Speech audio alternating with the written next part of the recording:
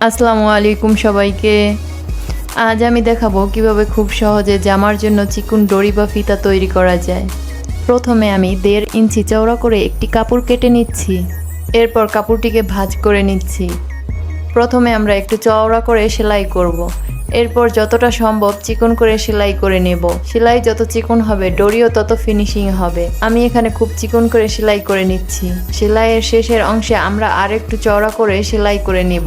এবার একটি বড় সুই নিয়ে নিব। সুইতে কাপড়ের এক প্রান্ত গিঁট দিয়ে আটকে নিব।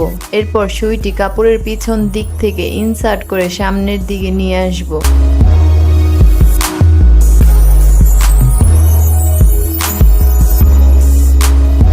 এখন আস্তে আস্তে সুই ধরে কাপড়টি টেনে টেনে উল্টে নিব। খেয়াল রাখবেন একদম জোরে জোরে টানবেন না, এতে সুতা ছিঁড়ে যেতে পারে। এভাবেই খুব সহজেই তৈরি হয়ে গেল আমাদের চিকন দড়ি বা ফিতা। ভিডিওটি ভালো লাগলে লাইক কমেন্ট শেয়ার করতে ভুলবেন না। ফেসবুক থেকে দেখলে ফলো দিয়ে পাশে থাকবেন, আর ইউটিউব থেকে দেখলে সাবস্ক্রাইব করতে ভুলবেন না। ধন্যবাদ সবাইকে। আল্লাহ হাফিজ।